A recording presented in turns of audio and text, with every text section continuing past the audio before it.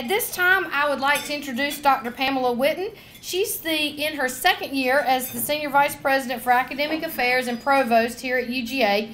She came to us from Michigan State, and she has been a powerful force since she got to UGA. She has ambitious goals for our institution, and she articulates them very clearly. She is a doer, and she is incredibly energetic. I describe her as a force of nature. One of her priorities has been developing the Women's Leadership Initiative. Please join me in welcoming Provost Pamela Whitten.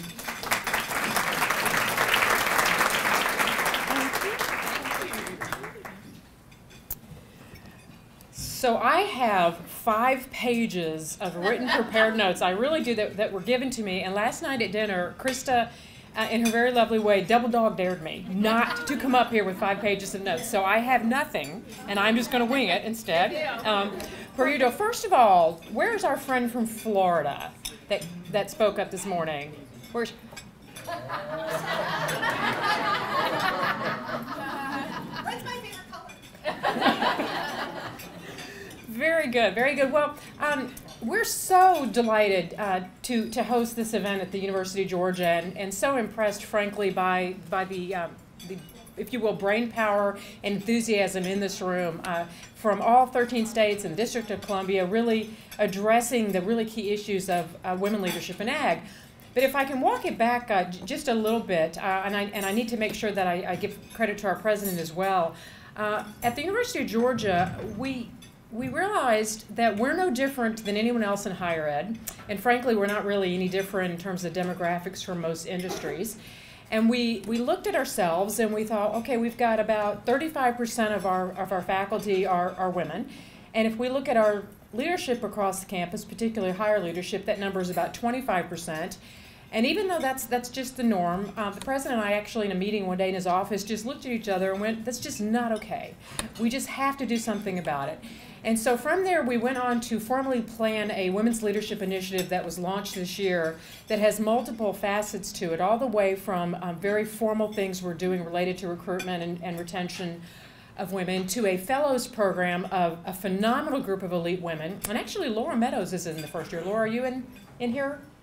Hiding somewhere? She had to leave. She's doing some leadership type of activity. I'm quite convinced. All the way actually to, we just had an announcement today that we have a work-life coordinator now on this campus that is not allowed to be in their office. That's to literally work across campus to try to facilitate, frankly, those challenges in everyone's life in terms of being successful in home and work. And so we planned this and we got it going. And there have been several places on campus, in addition to the university-wide initiative, that have stepped forward at their level to do some unique, distinct things related to women's leadership on campus. And I certainly want to call out Linda Fox.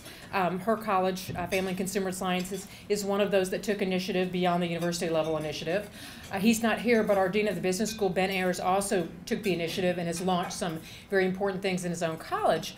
But Laura came to me back when this was brewing and said, can we do something related to leadership and women in ag? And I know this had been talked about for a while, but one of the reasons that this is extra special, this particular program, is that it represents something that we're facilitating through the University of Georgia that reaches beyond the borders of the University of Georgia and really is seeking to have an impact, certainly in a regional but a national way as well. So thank you to Laura and all of your companions that have pursued this opportunity with us, and I think we'll all agree, at least so far, it's really a very impressive event that you pulled together. So if we could say thank you to Laura and her team.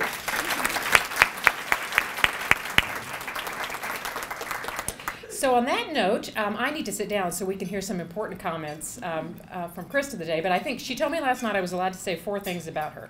That she's from Camilla, Georgia, raised on a great big old farm where peanuts were grown, and did all kinds of fun things in Camilla.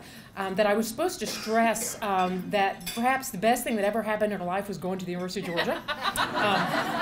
Definitely. Then she basically went up north to all of us and did a number of very important things, particularly in the D.C. area that we've heard about.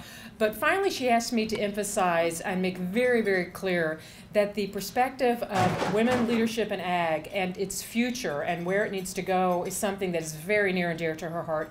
And no matter where she is, it is something that she will continue to pursue and foster. So on that note, I'll invite you up. Thank you so much. You did good, Dr. Whitten. I appreciate that. And President Moorhead, thank you again for making this happen, letting this happen, encouraging it, and empowering all of us to be here. Your leadership is just invaluable, and the friendship that we have, so thank you so much. And to the whole team who put this together, and another round of applause for our great panel. I mean, boy, howdy, they were great. Thank you all so much. So many good friends in the room, folks I have known in other walks of life, and new friends that I've made of the last few days, and I just want to thank you all for being here, making this a priority. I mean, I know that you all have busy schedules. You have very tight travel budgets.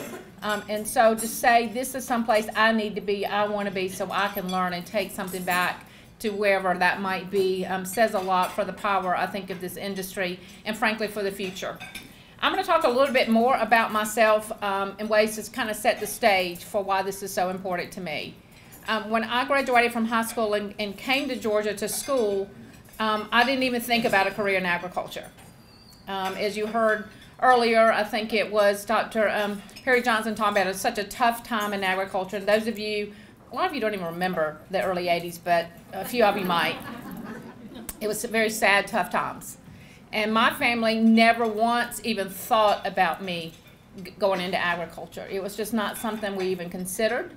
It was go get a degree, go do something different. If we can hang on to this farm that's been in there for generations, that will be great, but we ain't so sure we are. And you need to be able to make a living for yourself, because we're not going to have the farm, and our family is the safety net. So I love to talk, I love to communicate, and I wanted to be a sportscaster, believe it or not, with this face and this voice. Love sports. That didn't last long, by the way. But I went to the J School because I love the communications, I love the public relations, I loved marketing, I love telling a story, being able to build a ground well of support for something. And the J School was a perfect place. It was #1 in the country at the time. We were fighting with USC over who was the best, and I'm sure it's still there. But Henry Grady had a great reputation and really opened a lot of doors for me and a great network when I went to work in Washington. I always had that love of politics. I minored in political science, had as many political science courses as I did J School courses, because I really wanted to communicate about politics and our government and our country, things that I still believe in just so strongly. And so I went to work on Capitol Hill to do anything but agriculture. And I worked for my member of Congress, and we started doing a farm bill. And I got called in and asked if I would work on peanut issues and ag issues. And I said, well, I don't know much. I was a princess growing up. I never really worked on the farm. I know my folks hate when I say that, but I was. I just, you know, my daddy worked really hard, so I didn't have to, and I knew how much he sacrificed, and I knew how much my mother sacrificed, and how much they gave to us. So we could have a childhood of just basically fun and enjoyment, showing horses and doing 4-H and things that were so important, but not having to earn a living or help contribute to our family income. So I didn't think I knew anything about agriculture. And when I realized after talking with the congressman at the time, this was not a question. This was, if I'm going to work here, I'm going to do ag policy. And I begrudgingly said, okay. And the rest is history, really 35 years later. Once I started doing it and getting involved and working with the community and working with our industry in Georgia and working on Capitol Hill, later on the ag committee, I realized that my passion and my compassion for the land and for the people who work the land, the folks who feed us, who make sure that we are food independent in our country, was truly my calling. And I really never looked back. I had no role models, no women role models in agriculture. There were a couple doing ag policy at the level that I wanted to be at, but they were not people I wanted to be like. I won't say much more. So I started looking for women that I respected, and I liked how they conducted themselves and how they did work and how they made decisions and who they surrounded themselves with. And there were women in the oil and gas industry, another very, very male-dominating industry. There were 4 or 5 of them, 5. 4 out of the 5 came to my confirmation hearing as deputy 30-plus years later. That makes such a profound difference in who I am. Those women who got me in an investment club, playing golf, saying that I wanted a woman boss and I could be a good woman boss, that I can make decisions, that I could be at the table, and never, ever forget that I was Krista Harden from Camilla, Georgia. Never losing who I am. Never lost that Southern accent. Nobody wonders if I'm from South Dakota. Nobody. They know who I am. It doesn't take but 5 or 10 minutes for people to realize I am the daughter of farmers. That's the most prideful part of my identity, and that I went to the University of Georgia, my land grant that I believe in. That is who I am. And when I stand in front of 60,000 FFAers like I did this fall, or 2,000 4-H'ers, I don't let them forget, be comfortable with who you are. Know that. Have that foundation. The dirt road that I grew up on is in a photograph above my desk. I never forget it, and I never forget the sacrifices and the hard work and all the lessons that I learned, not only from my parents and family, but from my community. People that nurtured me, cared for me, taught me, whether they're my county agent, my 4-H leaders, folks who invested in me and saw something different and something special. I never forget that. I try to pay them back in every decision I make, every person I mentor, every network that I form, every network that I participate in. I try never, ever, ever to forget that. That I am still Krista Harden from Camilla, Georgia, first and always. I have the second highest job in our department of 100,000 people. It's only been 3, counting me, in over 150 plus years.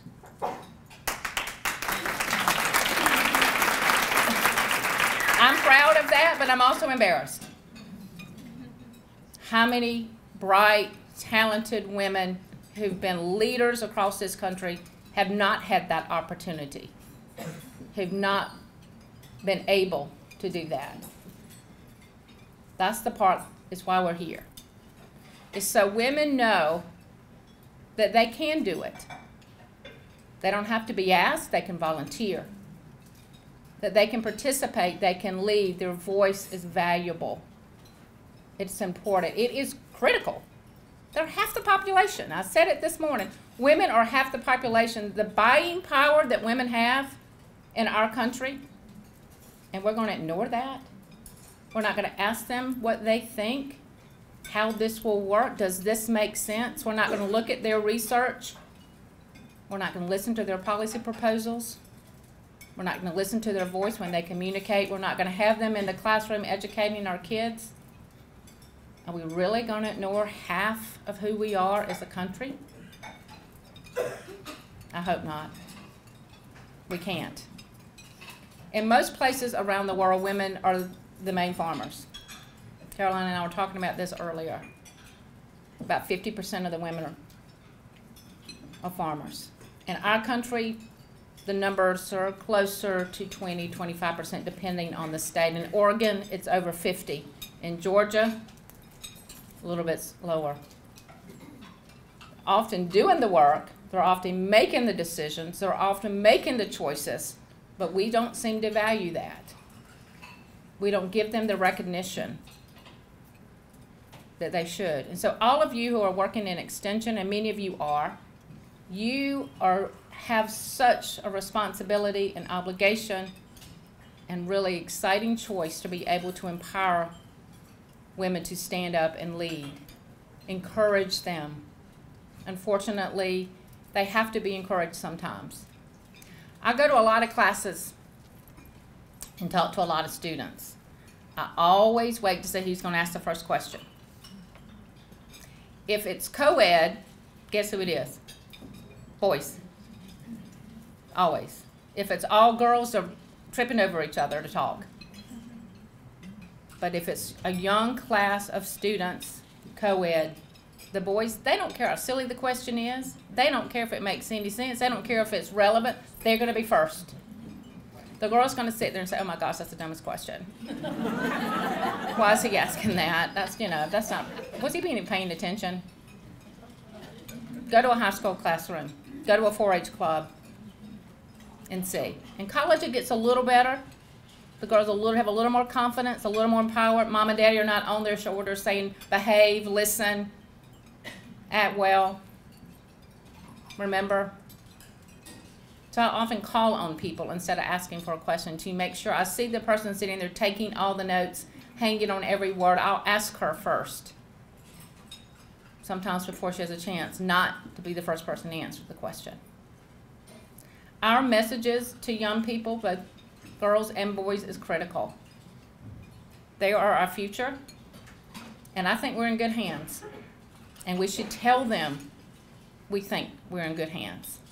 The more we say that the millennials are this and that and not this and that, the worse we are. We have got to, as our generation, and even some of you are spread from different spectrum, but you're all adults, most of you except Nicole. Well, you're an adult, but you're just not in the workforce yet. We have to say, this is a great country, best in the world. We have a great government, the best in the world. It is embarrassing at times, it is frustrating at times, it is aggravating at times, but it is the best. If you don't think so, take your pocketbook, your suitcase, and go live somewhere else for a while. Tell me how much you miss home. I travel, I've been to 60 countries. And I have places I go back all the time that I love. But there's no place like the U.S. And we have got to make sure that our young people hear that from us. That we are empowering them to be leaders of the greatest country with the greatest government in the world. And that they are going to be in charge. And they need all the skills and all the talents and all the experience, all the gumption, all the grit that they can muster. We have got to empower them. And half of them are girls. Half of them are young women. Half of them are older women looking for second careers. A number of them are veterans. A lot of them are short. And a lot of them are tall. And a lot of them have colors that are different from mine. We have got to be saying, you can do this, you've got to do this, we know you do it, we got you because you're going to have us. We're going to blink and not be in charge anymore. And you're going to have to be asking the questions of yourself. What did I do to make sure we're in good hands? Who did I invest in? Who did I encourage? Who did I mentor? Who did I help get a job? Who did I help make a good decision in that job? Who did I give a promotion to? Who did I give a raise to? Who did I give time off because they have a sick parent or sick child? Who did I say, I got your back? Who did I say to, you can do it? Who did I say to, be on this board, be on this commission, be on this committee, be chair? You can do it. Who? If I asked every single one of you and put you on the spot, I hope for the sake of our country, I hope for the sake of our industry, I hope for the sake of our southern states, that you have a list a mile long of names of people that you said you can do it. And at the top of that list was our young women who need to hear that. That may be the difference, the biggest difference I've noticed in young men and young women. Young women need to hear it. I don't know why. I don't know, it's in our DNA or it's in our parents. I don't know why. They actually need to hear it. Our young men don't as much. Maybe it's because they start out on teams earlier. Maybe they start out with coaches earlier. I don't know. Maybe they're left to cry in the baby beds. People say that's the reason for everything. I don't know. I don't know why, but I know the time I spend with our young people. And young women need to say, you can do it. Don't wait to be asked. Step up, be counted. Make a difference. Again, we have the greatest country in the world, folks. It ain't perfect. And there are folks here who don't have the advantages all of us have had. And there are folks here who don't have the food that they should have. But it's available, and we're food independent because folks sacrifice, because they live on tight margins. And they love the land, and they love their fellow people, and they make a sacrifice to make sure we're all fed very well. And is my pie melting? All right, I just saw that. Like, I lost train of thought completely when I realized I was not going to get my ice cream pie. That just ain't fair. We have full here. Okay. I make a joke only because I know I'm getting kind of serious. But I'm telling you, this is our responsibility. This is our obligation. How many people here have daughters? Guess who they're looking at? Guess who they're watching first? Guess who's making the biggest influence on their lives right now? Guess who's all of a sudden smart once they get out of high school? You. And I tell our young people, and I'm so going to call this, people are watching her. Those freshmen entering the ag school are looking at Nicole. Where's she going to go to college? And we'll go to get a job. Is she going to go to grad school? Is she going to go work? She's getting married beforehand. What does that mean? How's she going to have life balance? How does she juggle all that heavy workload and be president of the sorority? Those freshmen are watching her. You never outgrow that. You always have people that mentoring you and that you're mentoring. You're always somewhere in the middle. I still go to those ladies who mentored me back in the day when I'm having a struggle, deciding, what am I going to do next? And should I take this job? Should I make this decision? And then I know I have young people looking at my career. All of us have this power, men and women, and I'm very proud of the enlightened men that are here. Whether you had to be or not, I'm still glad you're here. Because this is a partnership. This is a partnership. And we're going to keep our country strong. We're going to keep an informed, dynamic group of people in agriculture where women know they have as much opportunity and as much obligation and responsibility as their brothers and their nephews and their daddies and their granddaddies and their husbands. One last story and I'll sit down.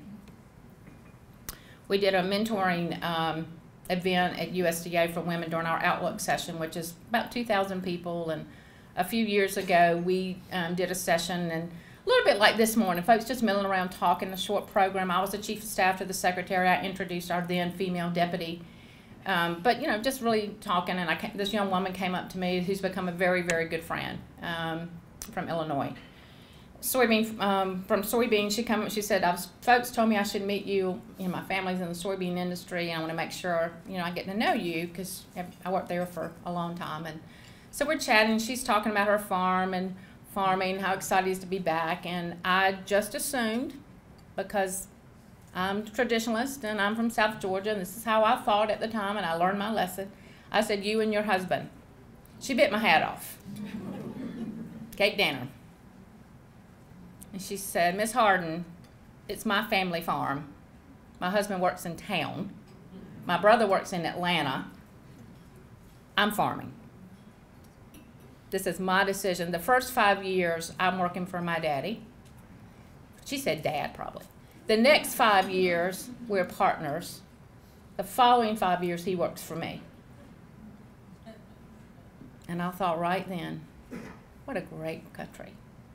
What a great place. What a great industry. That's what's happening.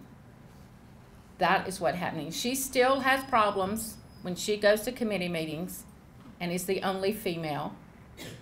She is still relegated to the end of the table and may be called on at the very end. And she asked me for advice how to deal with that. She still gets asked a lot about her husband and why isn't he there. She gets asked when her brother's coming home to take over the farm. And I'm sure there are some bruised shins around her home area because she's just that tough. I learned, because I was kind of thinking, traditional way. Instead of now, I see the empowerment of our young women who say, I can do this. I want to do this. I am doing this. That's why we're here. What I look forward to is a time when we don't need these kind of discussions because we're all in charge. Thank you.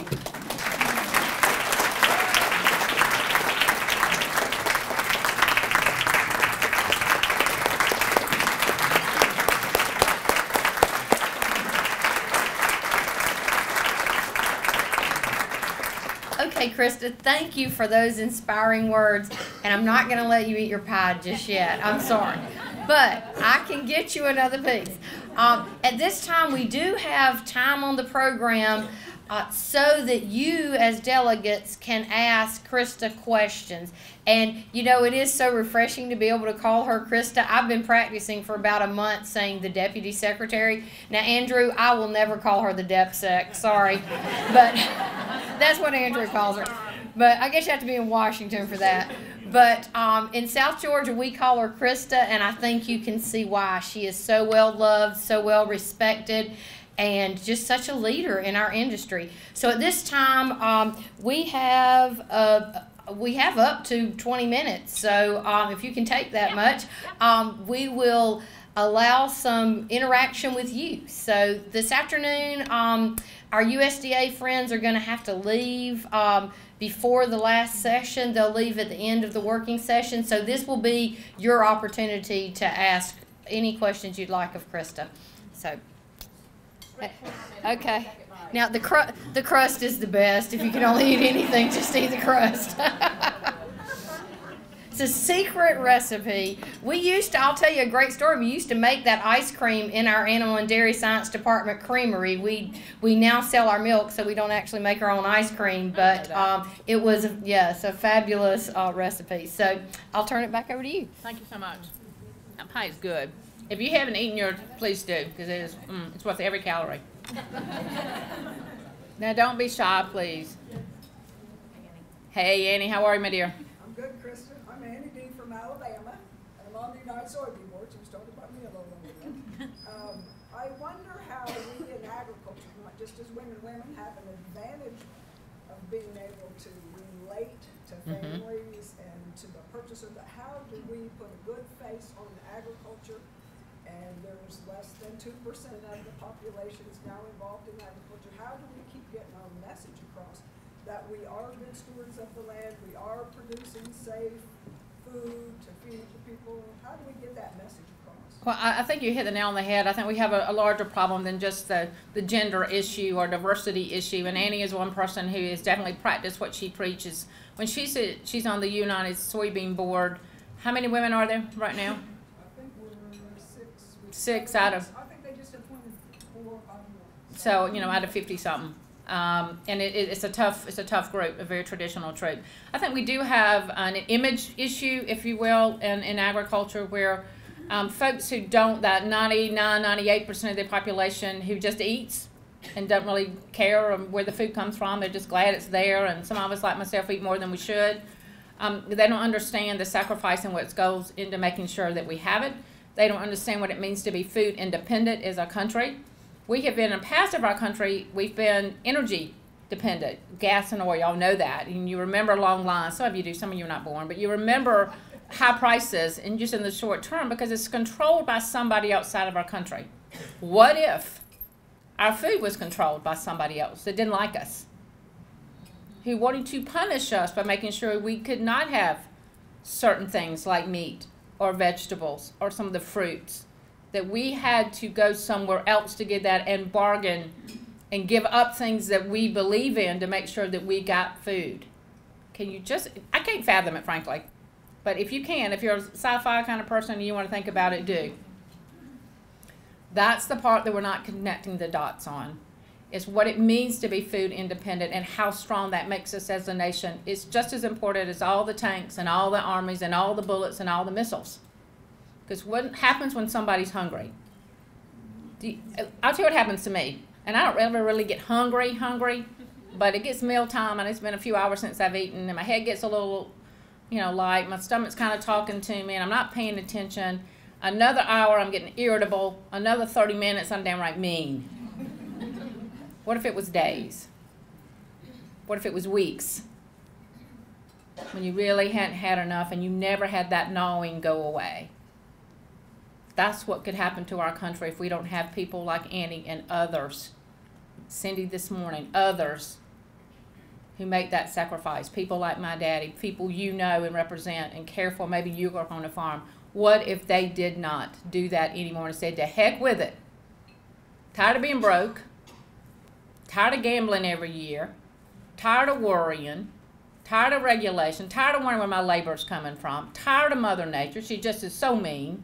She rains when she's not supposed to, and she doesn't when she's supposed to. I am just tired of it all. Pave it over. What happens? What if everybody said that? And we're a pretty big country, so it'd take a lot of people to say it, but not that many compared to our population. Roughly 1 to 2%. What if everybody just said, to heck with it? Get your food from somewhere else. And then the somewhere else said, we got the U.S. by the throat. They need us for something very, very essential. Or all of a sudden everybody that's a doctor or a lawyer or a president of a university or a lobbyist or a government official had to grow our own food again. This nice condo I live in on the river in Old Town Alexandria, I ain't got no yard. I may be making friends with somebody with a yard who's going to grow my food. It wasn't so long ago when generations in this country grew their own food. Little towns, big farms, a lot of farmers around, little farms. Everybody had a garden. Everybody made sure they were canning. They were putting things in the freezer or their pantry or whatever it might have been. So they had their own food. Now, most of you probably don't want to go back to those days. I don't. I might starve. I'm not sure I could grow a whole lot. Maybe. That's what would happen. We have to connect the dots. We have to make it vivid. Things that I just explained to you, and I can make it even more vivid, but just explain to you about what happens when we don't have food, when we're food independent. When farmers and ranchers and landowners say, to heck with it. No more. Go get your own food. And somebody says, I'll get that for you for a price. And then the price may go up because you want it more. Or all of a sudden we don't have enough to feed our country and yours, so we're just going to keep it at home this year. That's what happens. How do we relate? How do we tell the story? How do we use social media better? How do we make sure women are telling the story? Who buys the most food in our country? Women. We're shoppers. We take care of our family. We're nurturers. We will go to the store. We'll make that list to make sure somebody else goes. You're going to make sure your kids are fed well. You're going to make sure there's something in the house when they come home. You're just going to do that. It comes with kind of your job description. Who do women trust? Other women. Every study shows it. When you have a question, who do you call? Your mama, your sister, your best friend, your sorority sister, your neighbor, your kids, friends, mamas, whatever. Because they probably know what pediatric hospital is the best. They probably know how this recipe works. They probably know where to get the best bargain. How do you stretch your dollar? We talk to each other. We don't mind asking each other for directions. We don't mind asking each other for how to do something, what to cook, where to get it, how to get it at a better price. We trust each other. We're networkers. We join. And who do we have telling the story of American agriculture by and large? Men. White men. Ain't nothing wrong with them. I love one. I have a husband, I have a daddy. Great stepsons. But they're not the authorities I want to know about certain things. I want somebody like me that I can relate to, that understands the kind of questions and the kind of issues that I'm dealing with, that I can relate to, that I can ask what I might consider a dumb question, that won't laugh at me. That's who you go to. Women have such power, especially in agriculture, especially when it comes to food. So we've got to use who we have and what we have better. And we've got to have more women on boards, more women voices heard, more women's picture, more women in front of the press, more women telling the story. Because it's a great story. But we've got to have that partnership. I'm not saying don't take it away from the men, but I'm saying a partnership. So it is a family effort. Annie not only feeds many families on her operation, because she has an outstanding, wonderful operation. Guess who she feeds first? Guess who drinks that water first? Her family. Is she going to do any darn thing to put her kids or her parents or her sibling or her spouse at risk? No. No. That's why she has the credibility. That's why she needs to be the voice and the face of what we're doing. Yes, ma'am.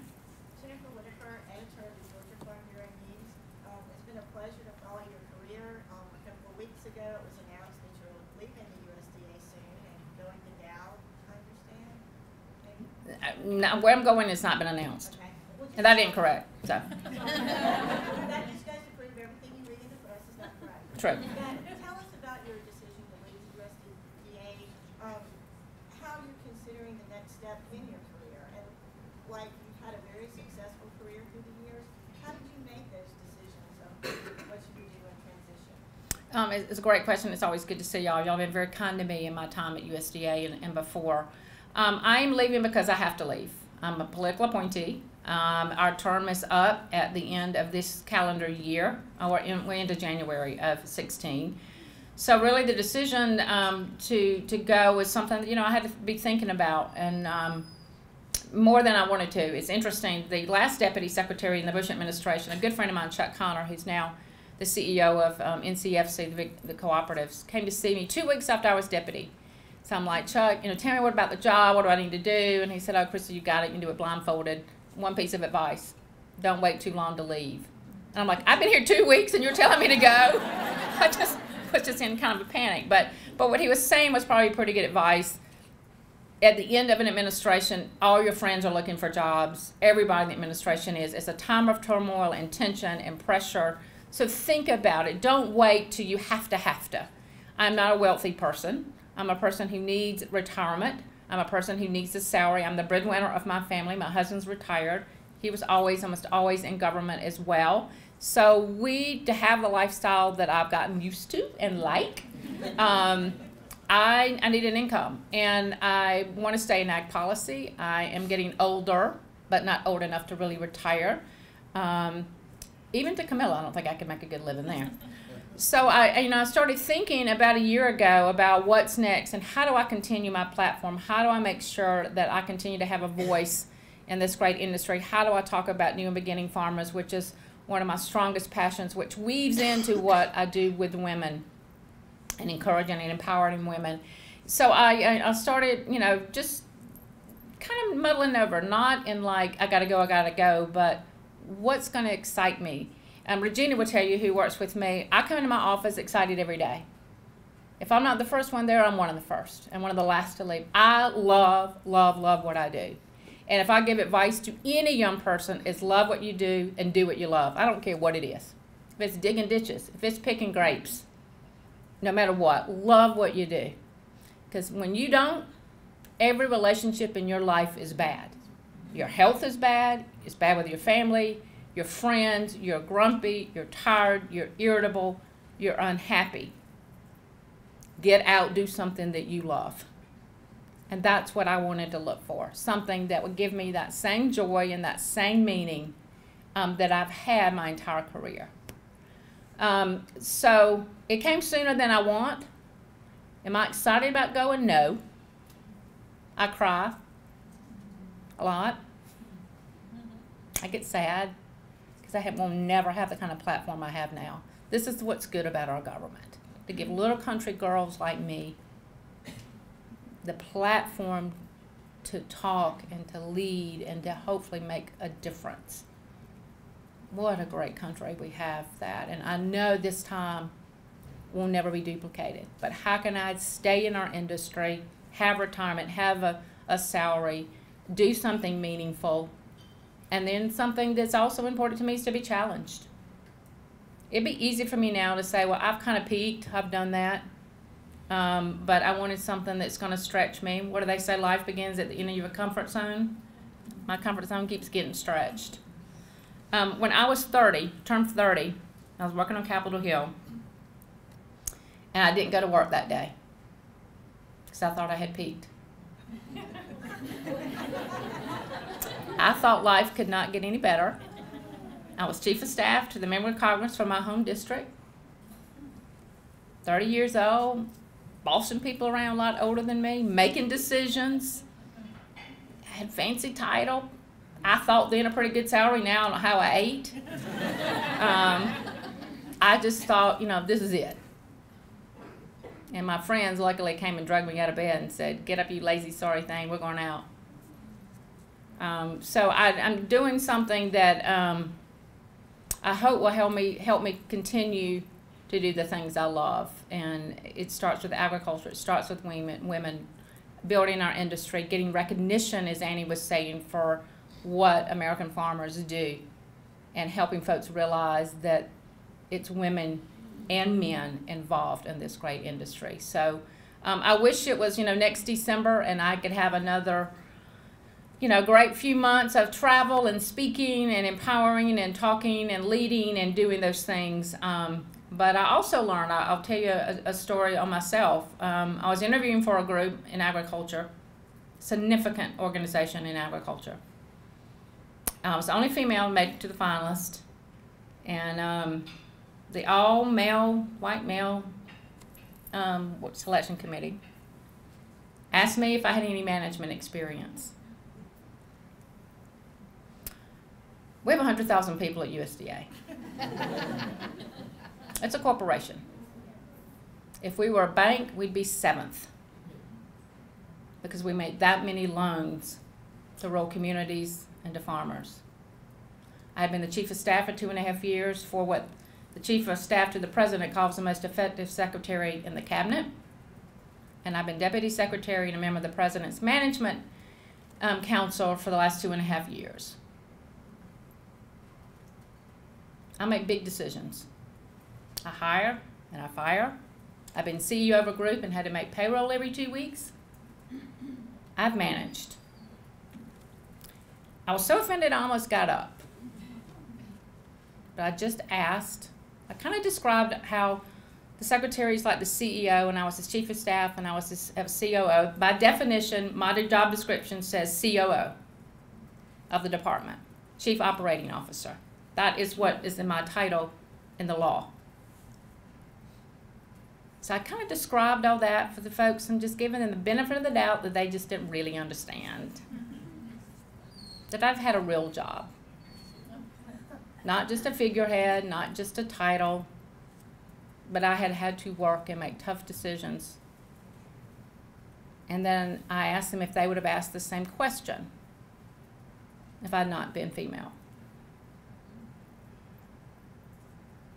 And basically said, this has been a lot of fun, guys. You don't want me. But most importantly, I don't want to work for you.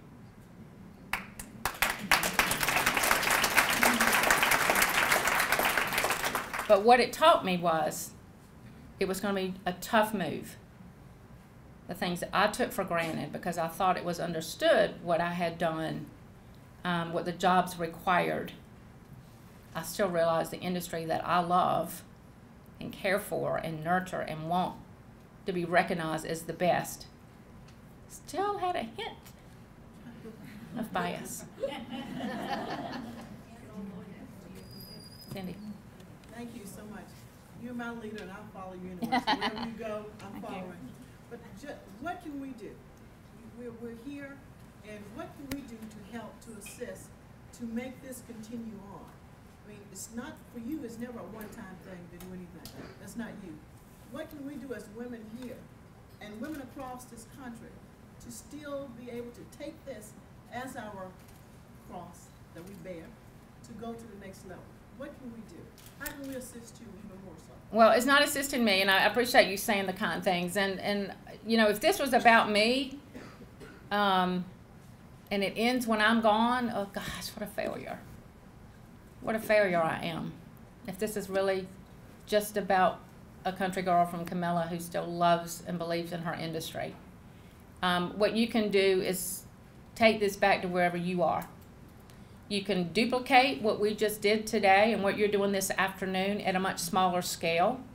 You can have it locally. You can do it with a handful of people. It can be 5 people. You can start your own mentoring network. You can go to the schools. You can go to 4-H and FFA and other organizations, to girls and boys groups and say, I want to talk about where your food comes from. I want to help you plant a garden. I want to create a scholarship so a young woman who's not going to college can and study agriculture if she wants to come back and farm. I can work with you can work with a community college. We overlook our feeder system often. A lot of folks can't afford to come. Sometimes they can't get in, sir. Sometimes, but they can't afford to come. All come to Athens. They may need to be at home working, supporting, helping their families, and they have to pay for their college in a way that a lot of us don't think about. How do we work with that feeder system to make sure that there are young people realizing that we need careers, we need folks entering careers in agriculture really from the field to the fork, as I said this morning. How do we empower our young people? How do you take what you've done today, because hopefully you're going to be motivated, you're going to be excited, you're going to go back and do your jobs just a little bit different. You ain't going to be revolutionary. I understand. I'm a realist. But will some of what you heard today ring in your heads as you talk with young people, talk with young women? Will you do your job just a little bit different? I know the great things you do with young people on your farm, bringing them in, helping them to learn where their food comes from and how to grow. And I was telling the story just this past week about in the Bronx. There are kids there who ain't never seen a farm and probably never will. But that garden, they're there growing things, and this little 5th grader asked me if I'd ever seen radish. And did I like radish? And I said, I do. No, it was beets. It was beets, not radish, it was beets. And she said, well, they're red. I said, I know. And she said, you know, you could eat them and not need lip gloss.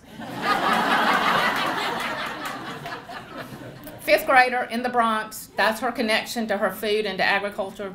Power to her.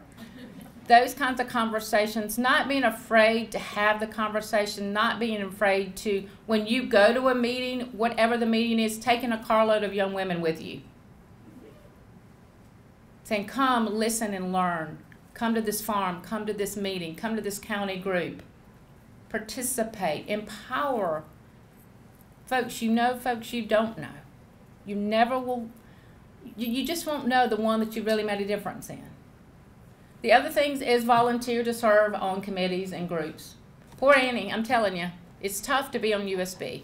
I pick on them because I was a soybean person. And they'll say to me, well, we don't have enough qualified women. That's usually what I get from them. And this is what I say. So, it's okay for the guys who come and sleep through half the meetings and play blackjack on their iPads the other half. That's okay. But you don't have enough women to do that? Really?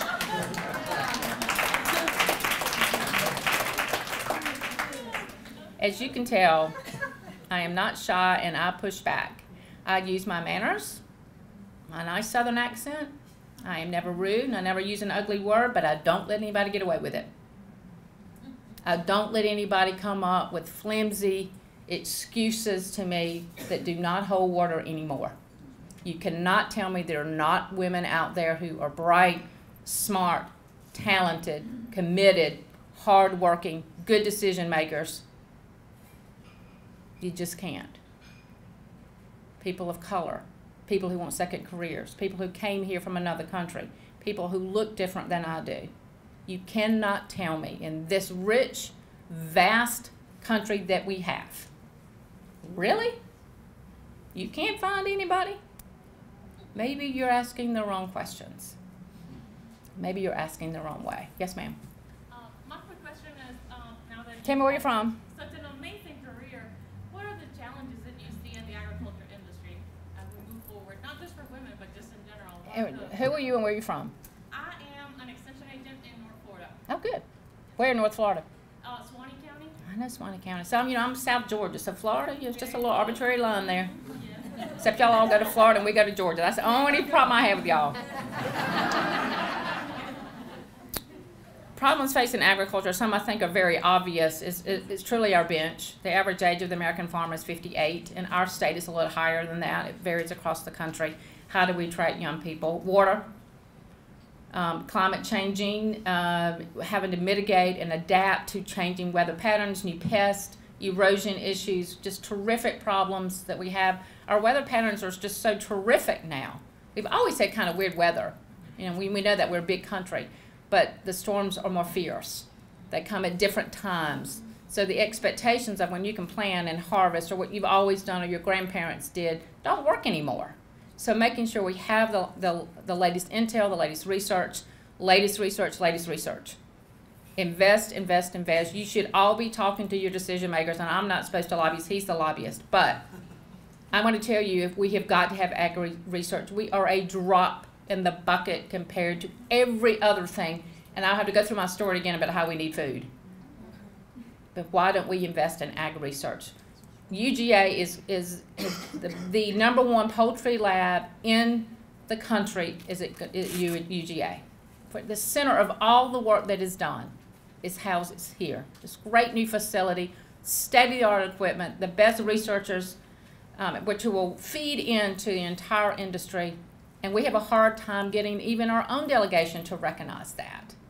So it's talking about who we are and what we need, and those investments that really do pay down the road. And I go back to water. I just think, California, bless their hearts, I'm going there tonight, and they've had such a tough time, either severe droughts or now too much. We've had our trials here in Georgia and in the southeast with water. I think it's something we have to think about, our equipment, variable irrigation, all sorts of technologies that we need to be investing in to make sure that we are really planning for the future and agriculture of the future. So it's again, it goes back to so few of us feed the rest of us. And these issues that farmers and ranchers have to wrestle with, and landowners, they don't have the collateral coalitions always to tell that story. Just having people serve on the ag committees. They go in there for a couple of years, check a box, and they're moving on to something else, a little more fun, a little more sexy maybe. We need leaders. We need Southern leaders. I say this all the time. Andrew and I talk about this. We need leaders who understand Southern agriculture. I love the Midwest. I love the Midwest a lot. But they don't get peanuts. They don't know what a peanut farmer like my daddy, the trials, or Laura's daddy has to go through, or cotton. It's just a different kind of agriculture. How do we make sure we have a balanced voice on ag policy? How do we make sure people get food that need food within our own country, and then new markets, because we are productive and we do feed more than just in the U.S. So there are a lot of issues. There's not just one, but the one that is going to hit us all is if we are not empowering young people to have careers in agriculture. More jobs than there are people coming out of ag schools, more farms with no heirs. Folks say, I want to keep the land because it's a good tax write-off. Well, that ain't farming, I'm sorry. Or I'm just going to rent to the neighbor who's going to get bigger. And so you take away that vote, that person, that family tied to the decisions of that land, and that happens all the time.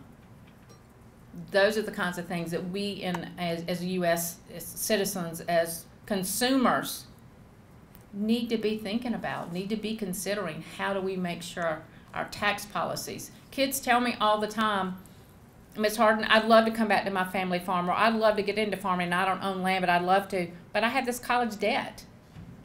And I need a regular paycheck to make sure I can service that debt. I can't be on the if we have a good crop, or maybe we don't, and I have, what am I going to do? I'm scared. And all my friends are getting jobs with corporations and businesses where there's a steady income. So how do you convince a young person? So maybe we need to look at our federal tax structure, our state tax structures, to make sure we are allowing young people who want to farm and ranch to come back. Maybe there's deferment on their loans. Maybe there's some things that we can do. I don't know what they are, but we need to be having that conversation. Or we're going to have young people, even those who want to farm and ranch, say, I really can't afford it because I've got, and that happens time and time again. We have 200,000 military personnel leaving service every year.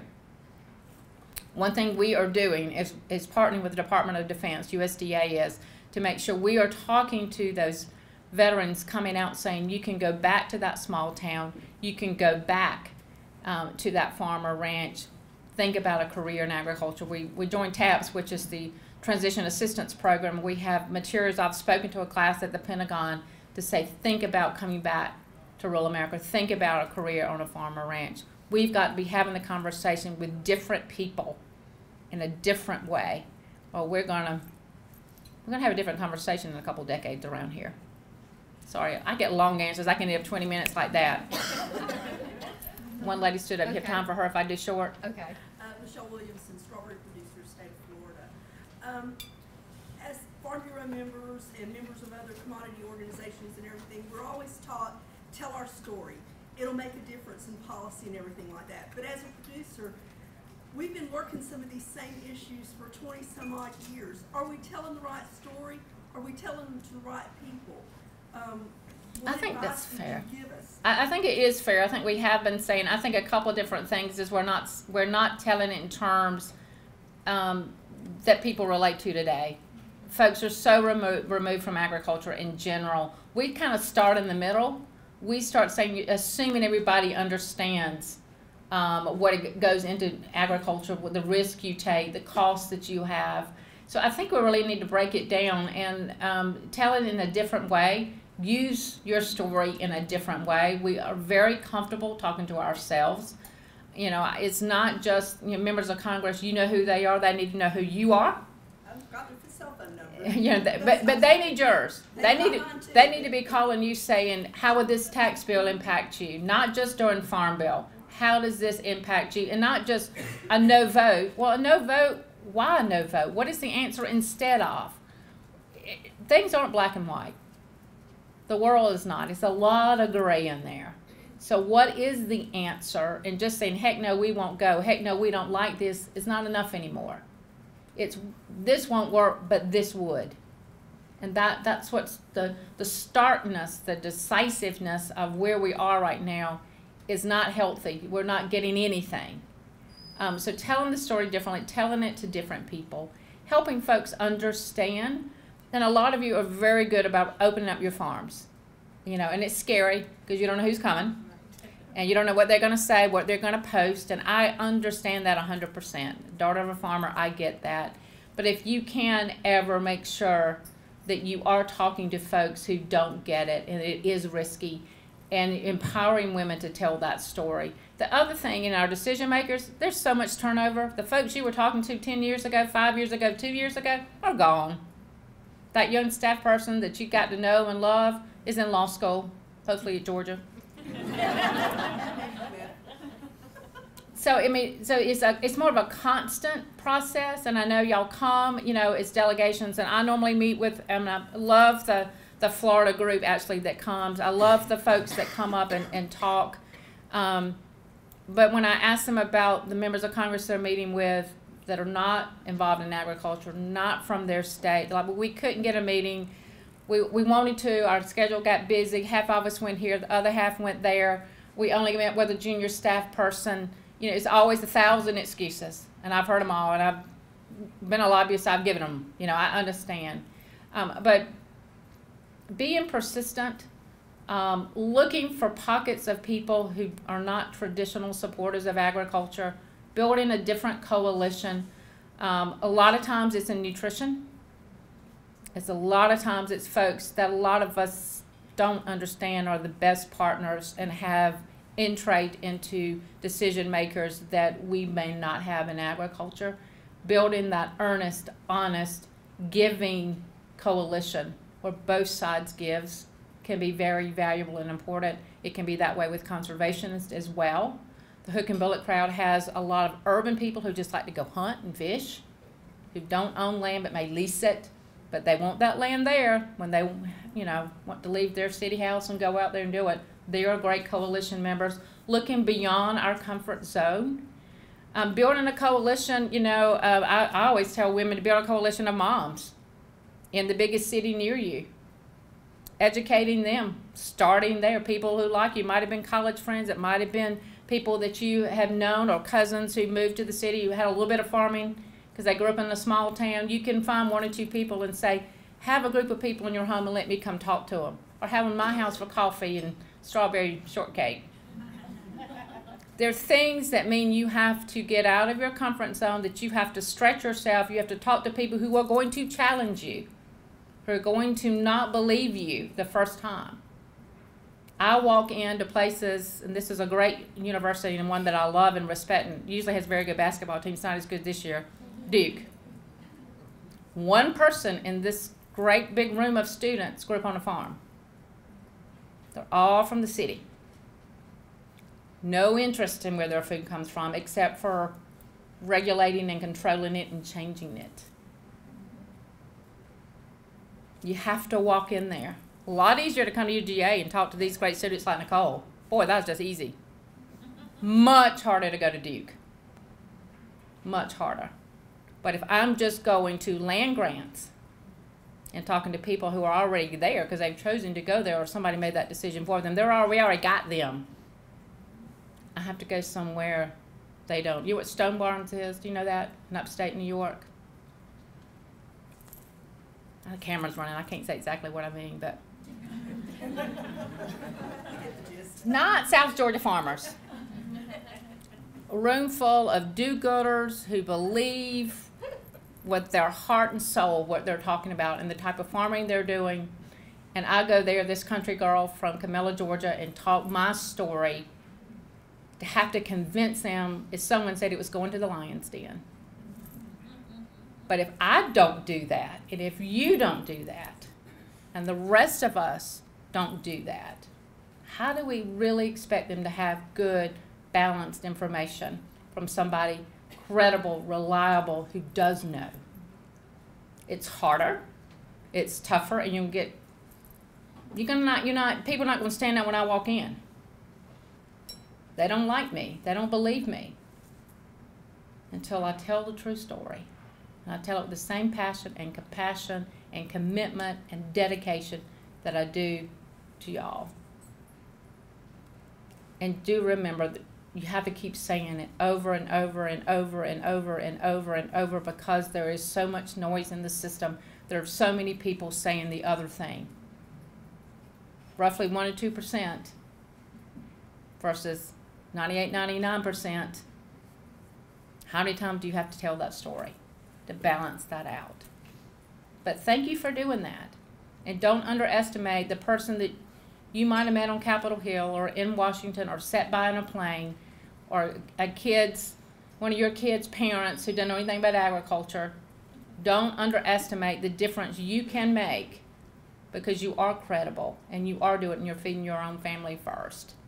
You're the best storyteller, the best lobbyist, besides Andrew, in the world. So do it. I'm sorry, I know I said short answer, but I don't know how to answer short. Thank y'all.